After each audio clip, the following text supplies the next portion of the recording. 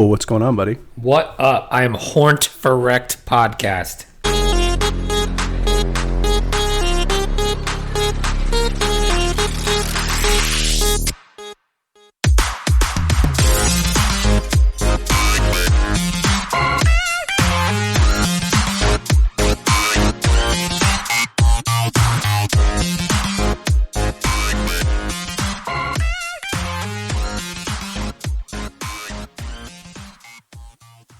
Hello and welcome to REKT Podcast. I am Bunchu alongside my esteemed colleague and co-host, Chamber. Chamber, how you doing, buddy? Doing pretty good, man. My hands, I'm going to be honest with you. I feel like I have the hands of an old lady right now with like severe arthritis. You're weak? Your hands are weak?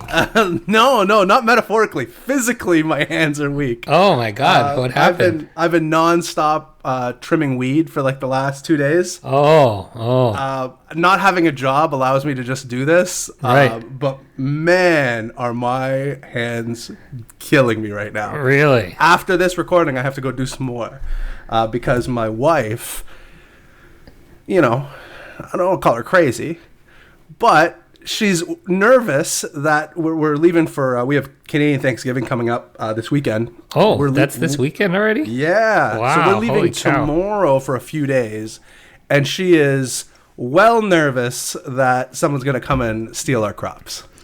Wow. Has anyone ever stole your crops before? No, but she's seen videos online of people doing it, so she just assumes that it's going to happen to us, even though my backyard's like fucking Fort Knox. So do you have even if you're home, what's stopping anybody from coming in the middle of the night and stealing your crops? Absolutely nothing. So do you have security? So wink, yeah. wink. Yeah. Oh yeah, we got security. Are you armed and dangerous? I have. It's not like the States, man. You can't fucking shoot anybody here in Canada and get away with it. Like, I'm not even joking. Like, you can. I'm kind of envious of some of these laws in the U.S. where if somebody's breaking into your house here in Canada and like robbing you or like trying to hurt you, offer them a warm beverage. You have to offer them a warm beverage, 3 pancakes at minimum, with real maple syrup. But you cannot shoot anybody in self-defense. It's crazy. Well, there's a lot of state. I think that's a state by state basis here. I think so too. But like Florida, Texas, I'm not sure about Pennsylvania, but those states you can. Those states you can just blatantly you could just blast. You could just start blasting. Right? Yeah. Like I'm saying. I'm being reasonable. I'm saying if somebody's coming in to steal from me or like hurt my family, I should be able to pop one. You know what I mean? Right. No, I agree. But instead, you gotta offer them Tim Hortons some Timbits. Exactly, fucking Canadians. So you have weak hands. So I have weak hands. So to ease my wife's anxiety, I've been trimming up some a good amount so far. So worst case scenario, if somebody does come in and steal some plants, which I don't believe they will. We'll still have. So how much more do you got to do before you get out of there? Oh my God! I probably have done maybe 20%. Oh my God! Yeah, you're in big trouble, bro. So much. That being said, the amount that I have is more than I need. So even if I get 60% of it, that'll be more than plenty for the year. What happens to the rest? Just back to Mother Earth or what? Ideally, I'll get all of it, and then I don't know. I'll probably give some away to some people, or make edibles out of it, or I don't know, something. That's a great version of an edible arrangement. It is. I think that's what you should really do. Yeah. So after this, I got to go back out there. I dress up in full overalls, and it's a whole process. It's cold and wet out there. I did just sit in my backyard and just fucking trim weed, listen to podcasts. That's fantastic. Yeah, that's my day. That's so good. So how you doing, man? How you settling into the new house? It's good. Yeah, I have weekends too, but for a different reason. I've been golfing a lot because My new house is on a property with 6 golf courses in around the neighborhoods. Now, just out of curiosity, I know there's golf communities. Does your house come with like a free membership to one of these courses? Unfortunately, not. I can join, but it doesn't come with the HOA or anything like that. Now, it's on top, and it's quite expensive. Honestly, I was gonna say, is there a difference in price between the 6, or are they all pretty consistently priced? Well, if you join the membership, you can play all 6 anytime you want. But there's actually pretty significant price differences between the courses if you're just playing regularly. So interesting. Yesterday I played with my dad. We played it's the cheapest course. It's about $50 a round, which isn't bad at all. But not cheap. I've played cheaper. But yeah, well, for sure. But you're here in Jersey, you're not finding in the Northeast like that. You're not finding anything this nice, this cheap, right? So the difference was the reason it's so cheap. $50. Does that include cart? Cart, yeah. Mm-hmm. Okay. Actually, that included cart and a thing of balls for the range. Okay. So not bad. That seems reasonable. For $65, you can add the beer and the brat after at the beer garden. So that's worth it, right? So the difference is, or the reason this course, it's a beautiful course, but the reason it is the cheapest of amongst them is it is very difficult, and like so difficult that nobody wants to play it, which is why it's the cheapest. Really? course. I hate those courses. It's so upsetting. I think you would get mad at this course, quite honestly, because you're a good golfer, and you could hit a beautiful drive right down the fairway and have a shitty lie because you may be on a hill or uneven ground. And that's the worst. Yeah, so but it is gorgeous. I'm going to send you a couple pictures here in the Telegram right now, so you can take a look and see. I have a course right by my house, and it's one of the most upsetting courses. It has a hole where you could hit a 275-yard drive, and the second shot is over 150 yards of fescue. Yeah. Like, what the hell? Like, why would you do that? That's like this course. That's so upsetting. So this that's one, nice. That you see that one that's a little higher up. Yep. That is actually the tee box for that course. Oh, what is that? Like 32 yards of fairway you have to land on widthwise? Well, it's a par 3, so you are meant to carry it to the green. But that green can be set up, and I'll post a picture on our Twitter. That's mean, man. That's a mean. That green can be set up anywhere where you could use a pitching wedge to a 4-iron. I'd play the little stone or like the rock mound on the right hand side. I was on top of that. That's the move. I think that's the right move. Yeah. So, but it's a gorgeous course, as you can see. So we're in there in the mountains, and then that last picture I just sent you is the 19th hole.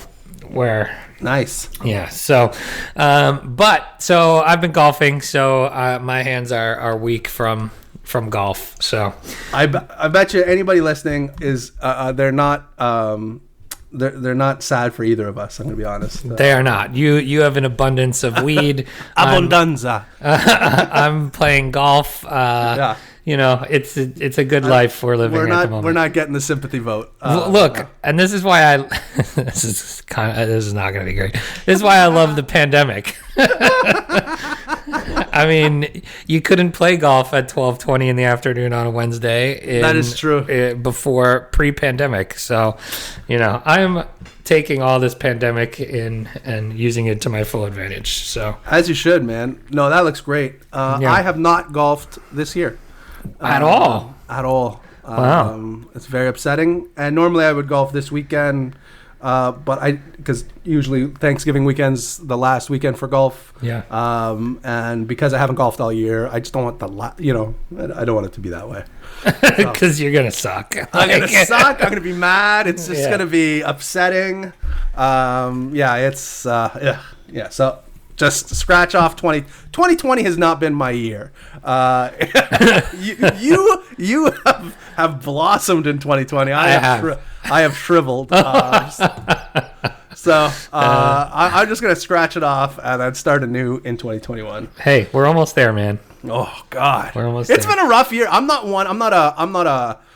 a black cloud kind of guy, but fuck, I was thinking about it, like 2020, man, it's getting rough. I hate the. This is bad too. I hate the people that every year they're like, "Oh my God, 2019! Right, exactly. Can't wait for 2020. 100%. How bad of a year is 2021? Oh my!" And you know that's gonna happen. Like, Right. You know, some people out there are gonna bitch about how 2021 is worse than 2020. It's the same people that complain about their birthday every year. Oh, I can't believe I'm 30. I can't believe I'm 40. Oh my God, I can't stand it. It's just like, live your fucking life and stop Right. bitching about everything. Yeah. I'm unhinged today. I'm unzipped. You unzipped me, Doc.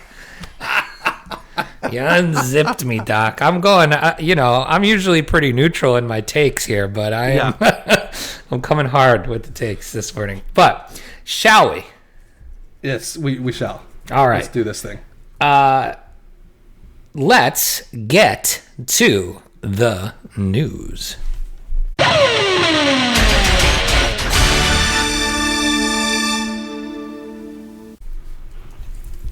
Chambers, start us off, buddy. What do we got? Let's see what we got. You know what? We got a lot of arrests. A lot of good news. And by good, I mean entertaining news. Yes. Not good news for the people. Let's start off, I think, with the biggest news of the week, at least in my opinion. This is from the block.crypto. Crypto derivatives exchange BitMEX has announced leadership change a week after U.S. government charged its 4 founders and executives.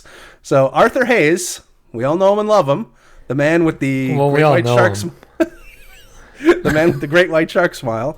Arthur Hayes, on one of the defendants in this case, is no longer the BitMEX CEO from immediate effect. Similarly, another named and arrested defendant, Samuel Reed, is no longer the exchange's CTO. So a lot of people getting dethroned within the BitMEX family. The third defendant in this case is Ben Dello.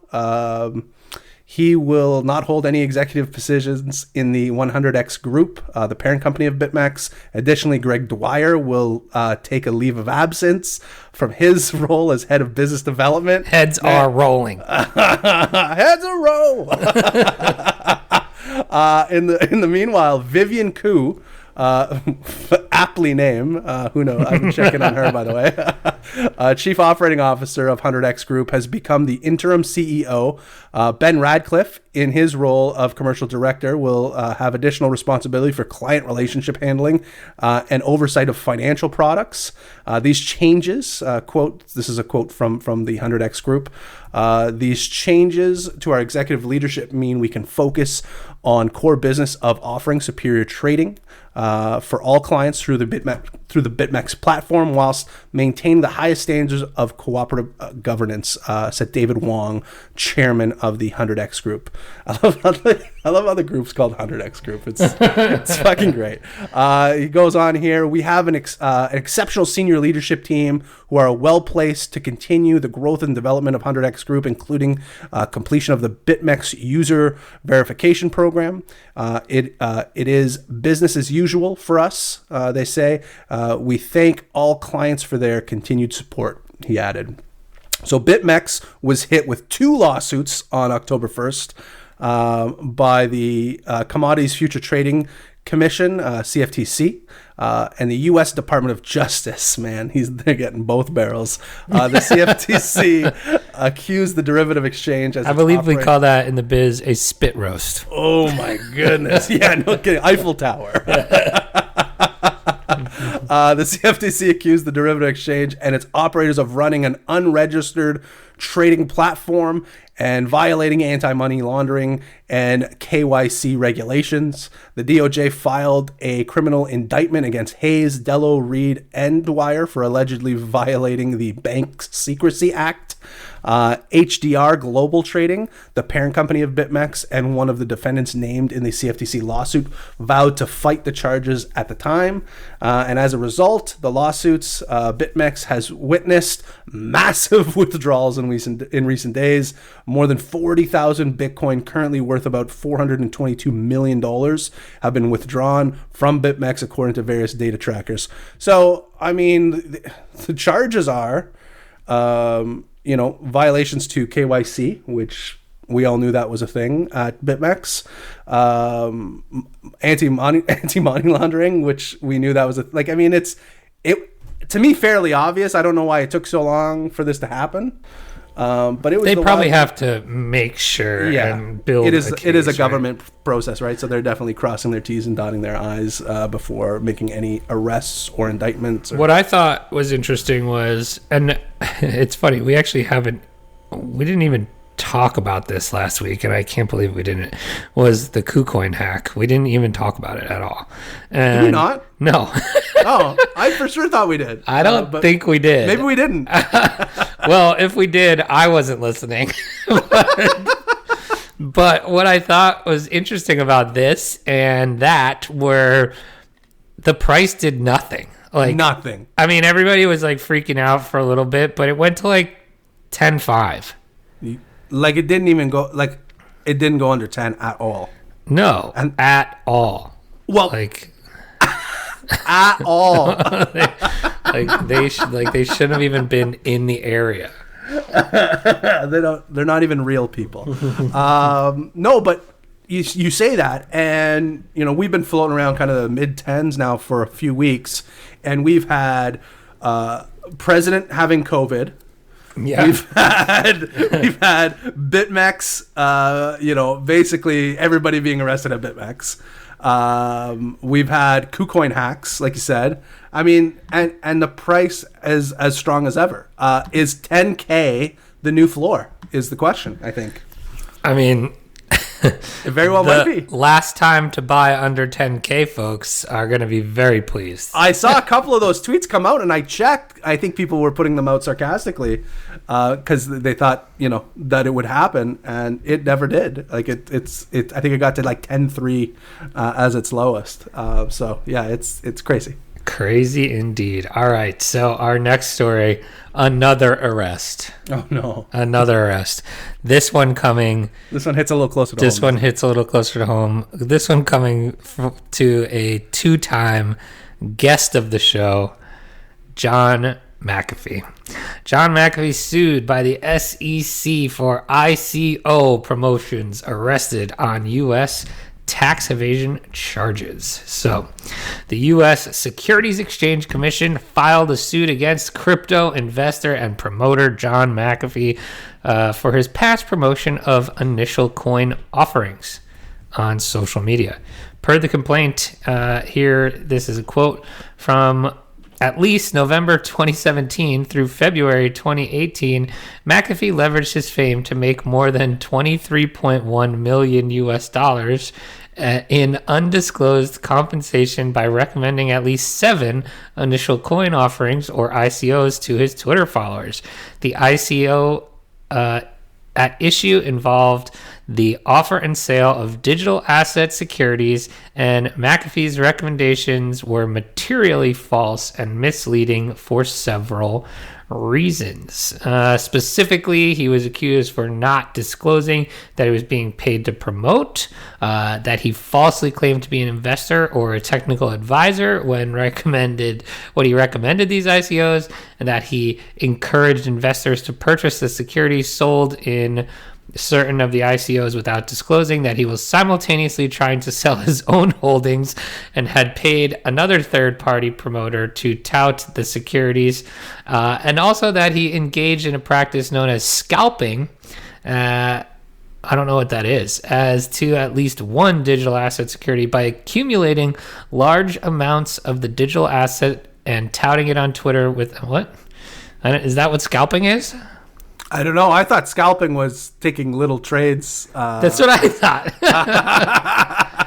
This says scalping at least one digital asset security by accumulating large amounts of the digital asset and touting it on Twitter without disclosing his intent to sell it. So also a pump and dump type right is what it sounds like. What's the statute of limitation on pump and dumps and promoting ICOs? Well, I would say it's probably the statute of limitations on most things, which is, what is it, 7 years? I don't know, man. Is that a thing? That's upsetting. I feel like anything that happened in 2017 shouldn't be forgotten about.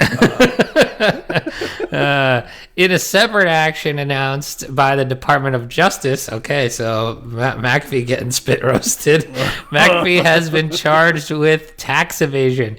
He's been arrested in Spain, where he is pending extradition.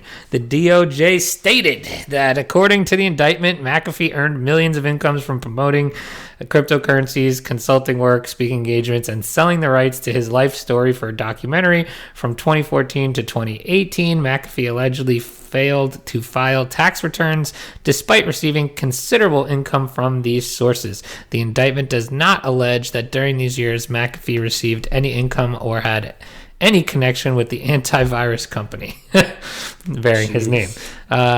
If convicted, If convicted, McAfee faces a max sentence of 5 years in prison on each count of tax evasion and a maximum sentence of 1 year in prison on each count of willful failure to file a tax return. McAfee also faces a period of supervised release, restitution, and monetary penalties, the DOJ said in its statement. That's interesting. Well, he's got a co-defendant here.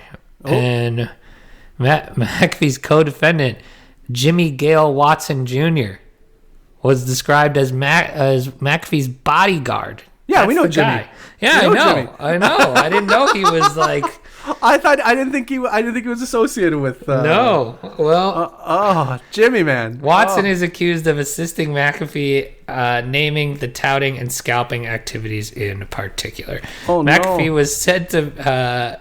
Was paid in Bitcoin and Ether worth more than 11.6 million, plus an additional 11.5 million worth of promoted tokens as undisclosed compensation for his promotion of 7 ICOs. McAfee paid Watson at least $316,000 for his role. Wow. Yep. The SEC is seeking full... close to home, man. I'm going to be honest. I'm getting a little nervous here.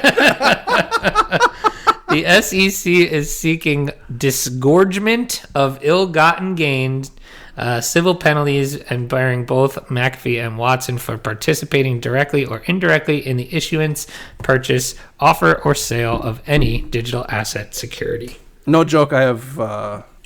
Jimmy's phone number on my phone right now. They're coming for you next. Oh no! So I was thinking about it the other day, and there's been talk about a movie coming out. I don't know if that's still happening. It should happen. Obviously, with the pandemic, it's definitely going to happen now. Right? It must happen now. But I was thinking, like, that's a fun. Impression. If you could do a John McAfee impression, it's a very unique. It's a very unique. I'll have to work on that one. But I was as I was trimming weed. I mentioned I was listening to some podcasts, and I found a new podcast that I've been enjoying thoroughly called "Those Conspiracy Guys," something like that. So just a couple of guys out of Ireland that do a heck of a podcast, but they take deep dives into different things, and the kind of things I like. So like yesterday was what I listened to. I listened to a deep dive into like they do a deep dive into Bigfoot. They did a deep dive into some like serial killers, stuff like that. But yesterday I listened to one about Jesus, which was very fascinating. But I noticed they do an interview with John McAfee. About Jesus? No. It's just a John McAfee interview. Obviously not about crypto, so I have to imagine it's about some of the more conspiratorial items in his past. So I think I might listen to that one today. Interesting. Yeah, so I thought it was interesting. Yeah, this is a pretty big podcast, like a little bit bigger than ours. It's good. They've been around for a long time, but I'm interested to see what that John McAfee episode is about. So I'll report back. Fantastic. All right, well, you got one more there? I do have one more. This again from the blog Crypto. The popular Ethereum toolkit MetaMask, this is big news, now allows users to swap tokens from within the app itself. MetaMask owner Consensus announced the news on Tuesday, saying that the new feature would request token prices from decentralized exchanges and aggregators so the users can get the best price. That's interesting.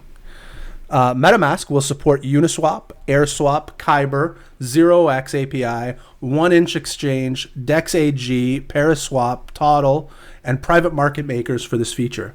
This approach means that users won't need to navigate these platforms individually to find the optimal price. The features, man, that's fantastic. The feature is initially available to users of the MetaMask extension on Firefox, which I am, and will be rolled out as soon as possible to other browsers and MetaMask mobile. Consensus said. My wife just brought me a coffee and threw me off my reading. Thank you very much, Amber, for the coffee. She's judging my reading ability. Buddy, we're far beyond that. I mean... So it goes on to say here, the MetaMask team said on Monday that it had exceeded 1 million in monthly active users. Quote, MetaMask user growth happens in a compounding feedback loop similar to the feedback loop of the internet itself. Users on board to use on one website and end up discovering hundreds of other sites, from decentralized finance to gaming to new communities, the team wrote. So huge news for MetaMask, huge news for MetaMask users. I think this is big, that you don't have to like sift through all these different decentralized exchanges to get the best price. It's freaking awesome, actually. Right? I mean, how much easier is that? Like, that's the stuff that we need for, my favorite words. What word is adoption. Mass adoption. Because, I mean, like, just going to all these exchanges is such a hassle. Yep. And so... And I mean, the exchanges do a fairly... I mean, I'm not the dumbest guy, but I'm not the smartest guy either. So, I mean, they do a fairly good job of making it fairly user-friendly. Like adding tokens and stuff like that can be a little tricky on Uniswap if you've never done it before. But once you get the hang of it, it's not too bad. But we've said in the past, like even MetaMask for your grandma or your somebody your normie person getting into crypto, maybe not that intuitive, right? But if you can. They make it easier and easier with more and more updates. So if they can make just the onboarding of using MetaMask a little easier, plus the addition of being able to source out all these prices from all these different dexes, that's a huge game changer. Yeah, I think so. That's pretty interesting. A big news coming from MetaMask. I feel like nobody's been talking about that. Right. I haven't seen anybody talking about it. Well... There's been a lot of shit going on. We're talking about it. We're bringing you the hard-hitting news. That's right. All right. The important news. I've got one more story here. This one, so we all know that I have recently moved from Pennsylvania to New Jersey. That is because I am broadcasting live from prison. Pennsylvania man pleads guilty to role in $7 million in fraudulent scheme. I saw this morning, and I was very suspicious on the rapidity of your move from Pennsylvania. I'm like, wow, that was fast. He really moved, and I think you moved faster than you were supposed to move, even after you set a date. So very speedy decisions happening here. And I saw this article, and I started doing some quick math in my head, and I'm not sure what to think at this point. I'm gonna be honest. A Pennsylvania man, maybe me, has pled guilty to the involvement in a multi-million-dollar fraudulent scheme. The Department of Justice announced Friday. Wow, DOJ just dominating this episode. Cryptocurrency escrow company head J. Barry Thompson, not my name. Sounds like a made-up name if I ever heard one. Yeah, right. Admitted to his role in a scheme to defraud 2 clients of over $3 million. Wow, only 2 clients, and this guy's making $7 million bucks. We've said it in past episodes. That's the way to do it. A few whales. Yeah, that's how you scam. Cryptocurrency escrow company head J. Barry Thompson admitted to his role in a scheme to defraud 2 clients of over $3 million. According to the announcement, Thompson promised the clients the $3 million Bitcoin transfer in June and July of 2018, but never made the transactions. Okay.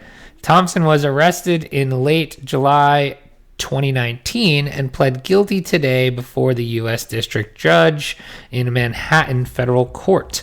He could face a maximum of 10 years in prison and will be required to pay nearly $7.5 million in restitution to the parties involved. He will also be permanently banned from registering with the CFTC, trading any commodity interests, and trading Bitcoin.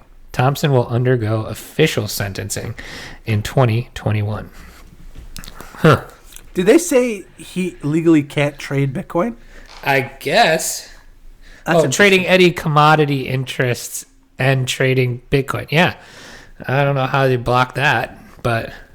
That's interesting. I mean, you just create a new wallet. Yeah, man. Just open up a BitMEX account.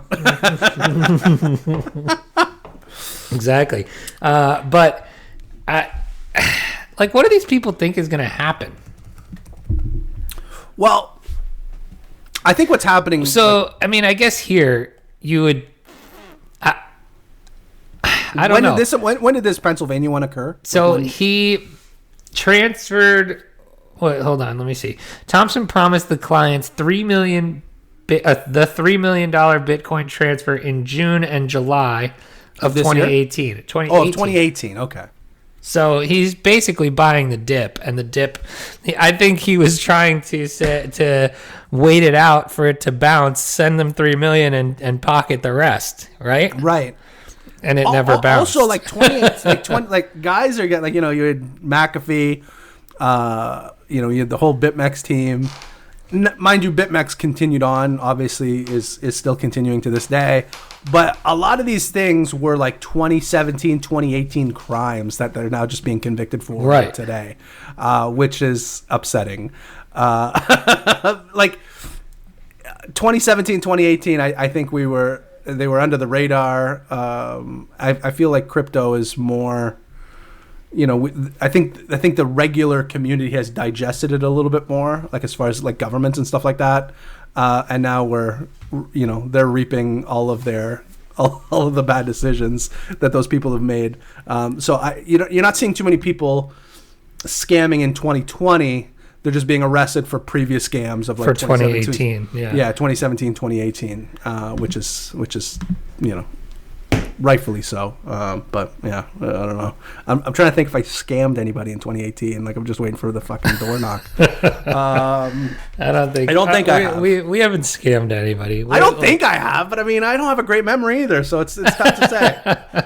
I would be willing to say on the record that we have not scammed anybody. All right, I'm good. If you say so. My memory is not great. I've smoked a lot of weed in my life. So time for our new segment, Buy My Bags. That was a great segue, Chamber. I like it.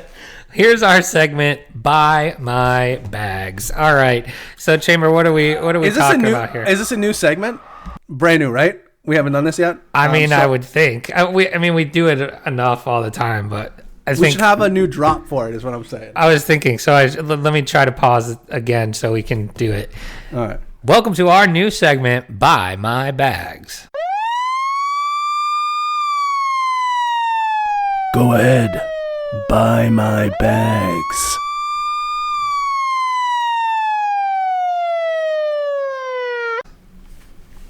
I thought that was what a great drop. That was pretty good. Just such a good drop. You're a drop master.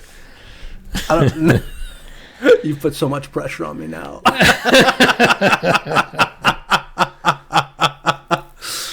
All right. Well, we'll figure it out. So let's buy my bags exactly. Like I have bags, and I want people to buy them. Is that what we're saying? Well, I think we're just going to talk about what we've been doing over the past week, because we've both been much more active lately. We have in the bag buying, selling, trading atmosphere around. So we're just going to talk about the projects that we are into and what's been happening in ones that, the good bag, the ugly. Oh, sure. I like that. Maybe the good bag, the bag, the ugly. I think that's better. All right, scrap it. Let's start it again. Okay. Hold on. Ready? Yeah. Wait, no. I think we should just keep the whole stream of consciousness in. Of course, yeah. Welcome to our new segment. You could put a new drop here. The good, the bags, and the ugly. Go ahead. Buy my bags.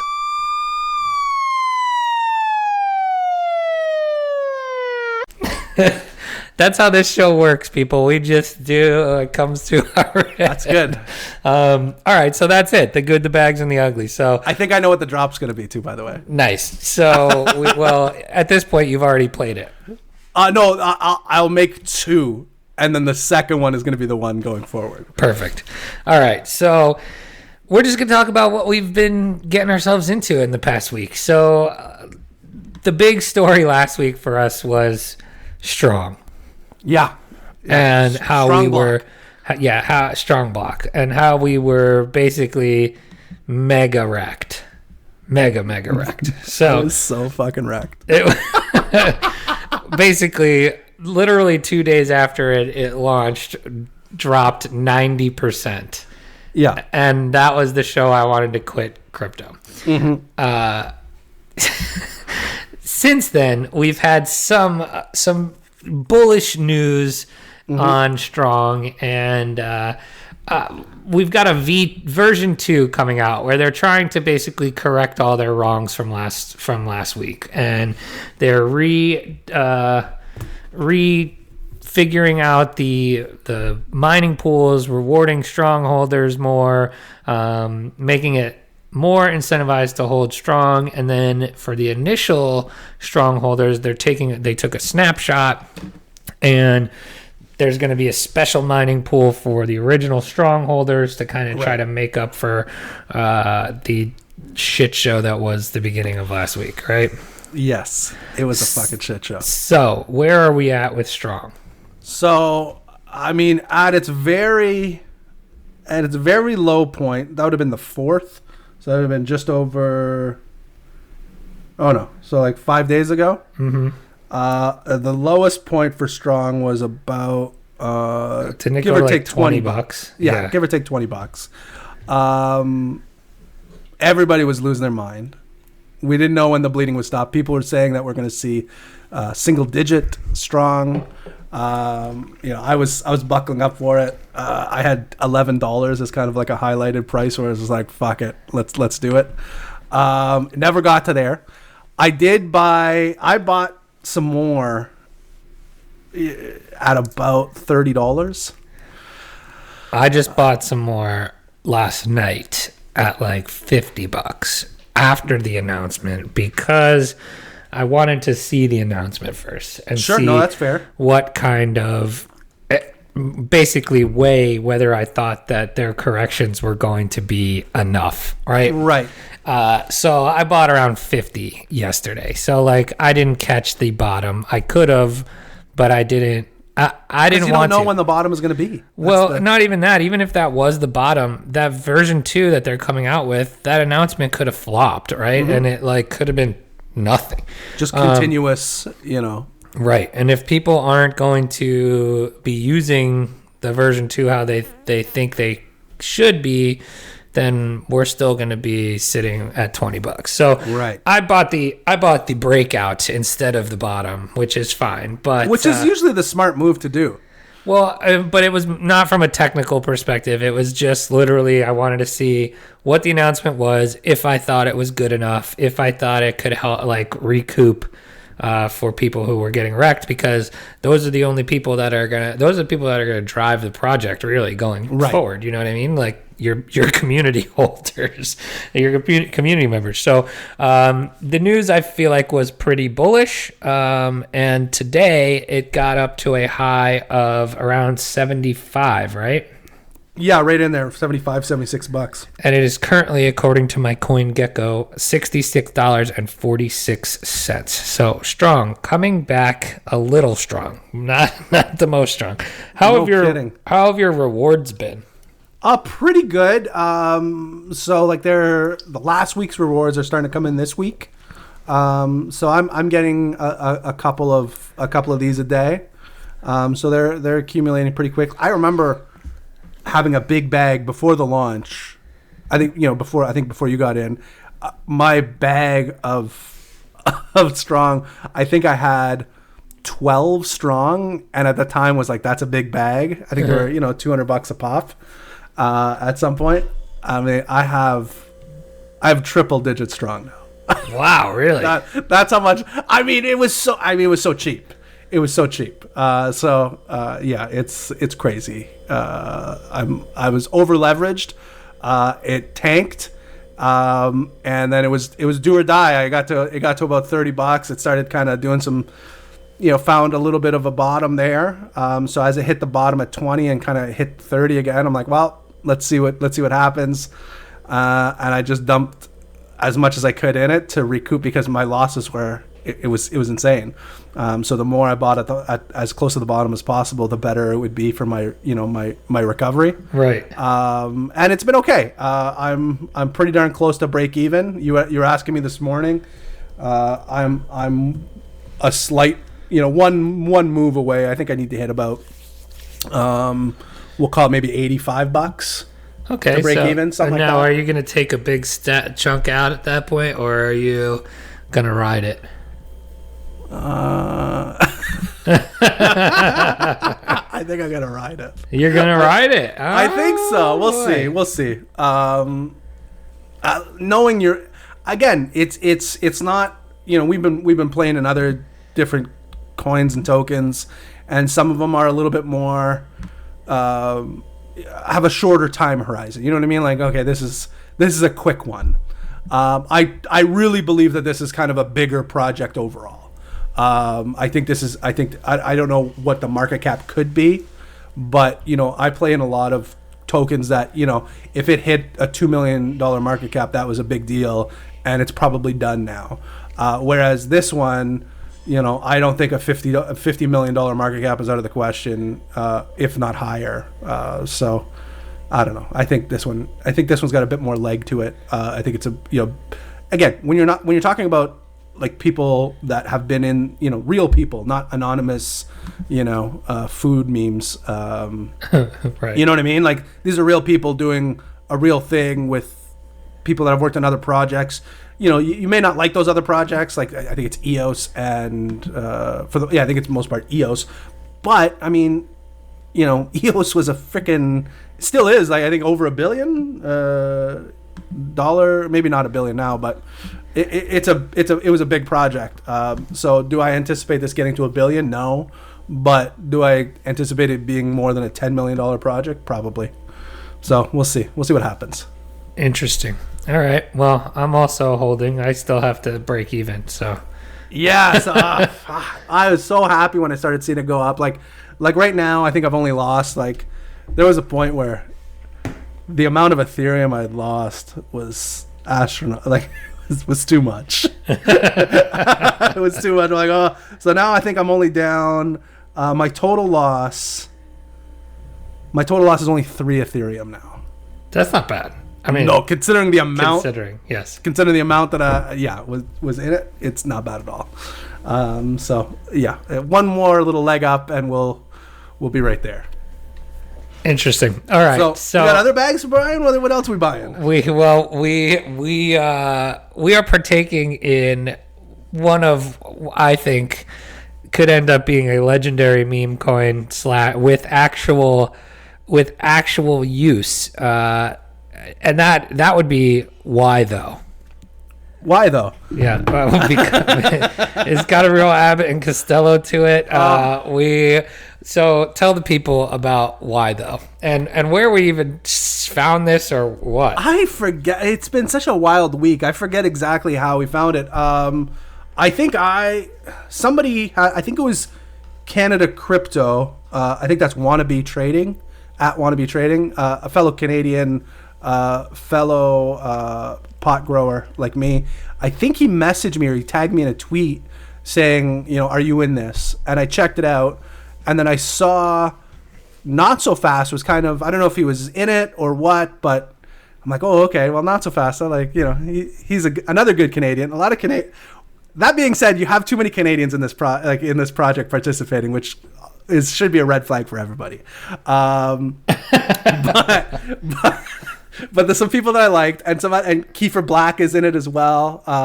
He's another Canadian. Fuck, this is fucked. But there was a small community. I think when I joined, like the Telegram, there was like 30 people in there. Now let's see how many are in there now. It's probably over 500, I would guess. Now I think it's somewhere right around there. Let's see, 479. Yeah. So it's still a small group. It's still a small project, but it was super small when I got in there. And they were doing airdrops because, you know, with all the airdrop craze that's happening these days, we've decided in the REKT podcast Telegram, for those of you guys who are listening who are in Telegram, hop into the REKT podcast Telegram, because we don't shill too much, but what we do is we get guys like, Leonidas, who's in there helping us out. Ass Monster's in there as well. But we kind of just say, hey, check this out. Hey, check that out. It could be something. It's an airdrop. It's free, you know. So we're kind of just trying to help each other out, trying to get any of that free money that's out there, because a couple of these have paid off tremendously. So I thought that there was an airdrop for this one, but there was also a pre-sale on this one. And the pre-sale was super interesting because I've been getting wrecked left, right, and center. I'm like, fuck, I need a fucking winner. So I get into this, I sign up for the airdrop, and then I ask some of the admins, I'm like, how do I get into the pre-sale? And I got into the pre-sale, and I was going to buy, you know, a fairly decent position. And then I realized I could only buy 1 Ethereum worth. Yeah, that was pretty cool. Very cool, right? Yeah, so I mean, it's as much of aside from like, you know, just airdropping or whatever, it's pretty close to a fair distribution, right? Like there was no, as far as a pre-sale goes, right? Obviously, right. Once it hit Uniswap, you could buy it or sell as much as you wanted. Correct. But at the time of launch, the top wallets, only everybody had 100, right? So exactly, you couldn't buy more. I mean, I guess you could set up more than one wallet to, you know, to get more than one position, right? But the regular person wouldn't do that. Again, way more risk. It's like, you know, but so the actual token is gonna be pretty cool. It seems, where obviously there's going to be some yield farming to it, because that's what all these tokens do.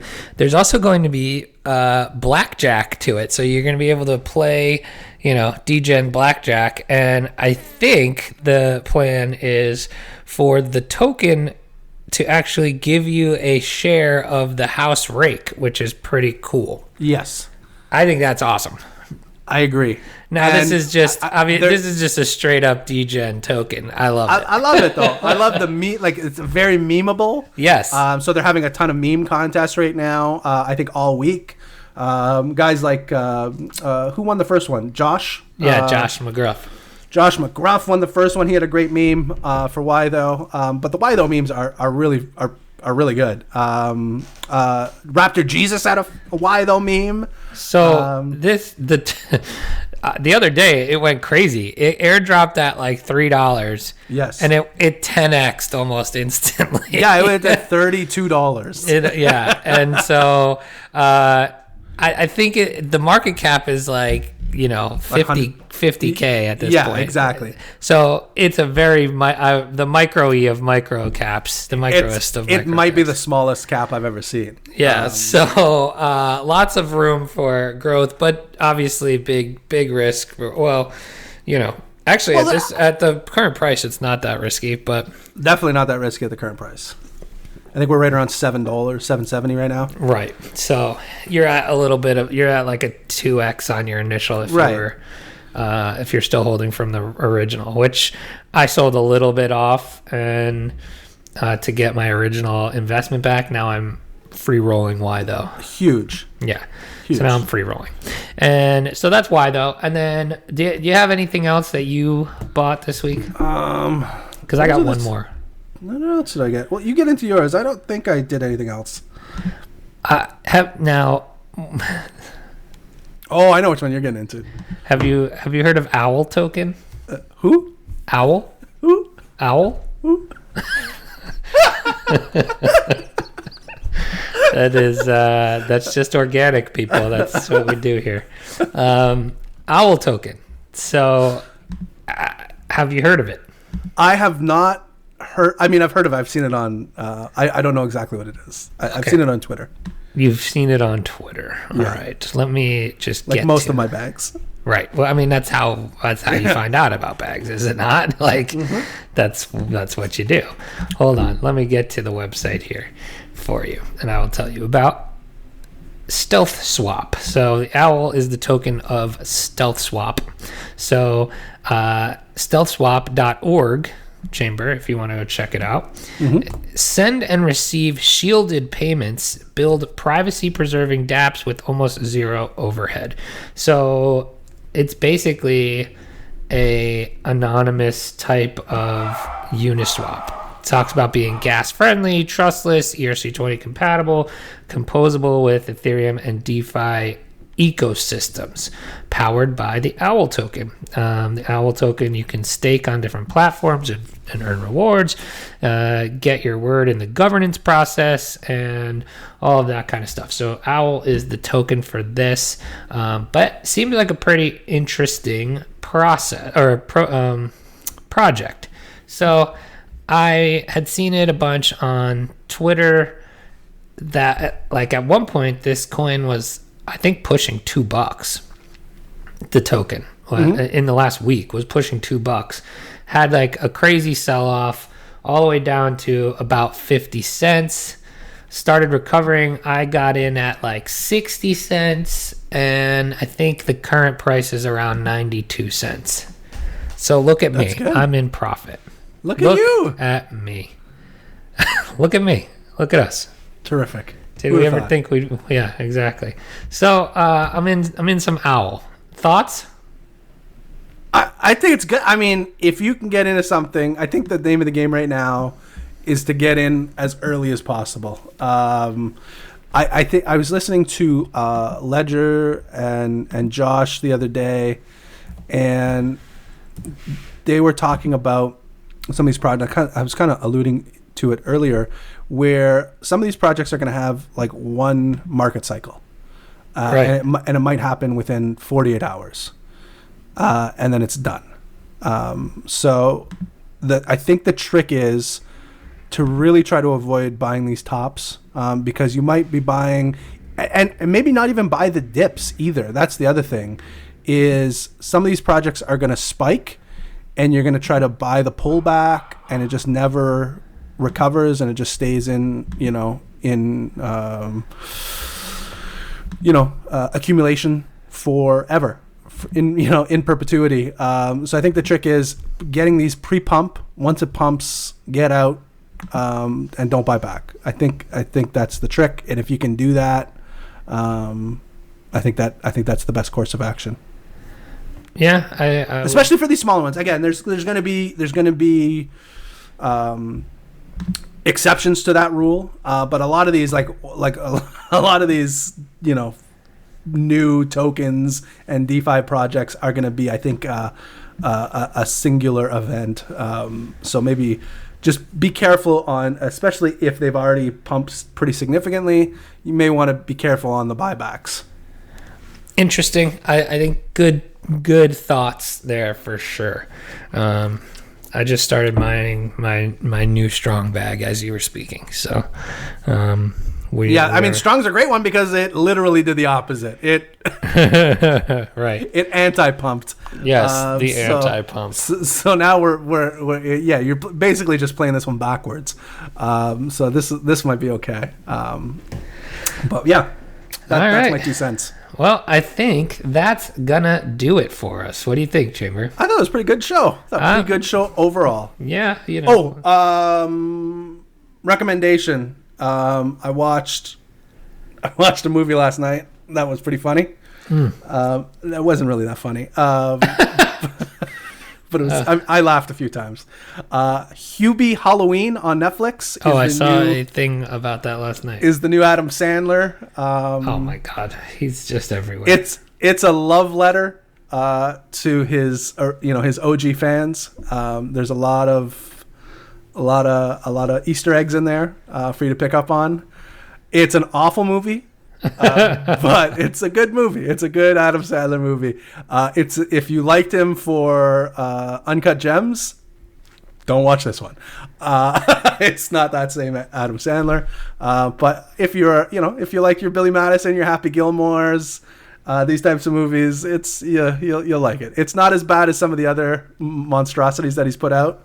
But it's not not the best either, but it's all right. I recommend if you're a Sandler fan to give it a go. I got one for the road too, and I talked to you about it the other day. You said it's on your watch list.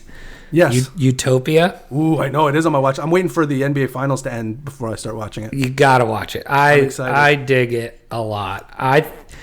I'm interested. It's got John Cusack. It's got Rainn Wilson. I mean, I'm in. I'm interested to see what your thoughts are of it, because I thought it was pretty cool, and it does a good job of being a show that people will fanboy hard about. Interesting.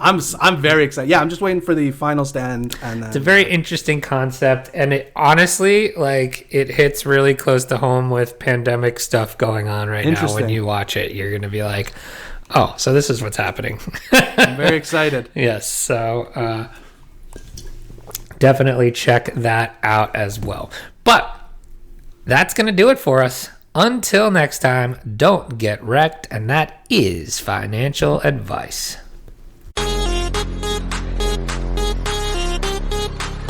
Hey everybody, thanks for listening.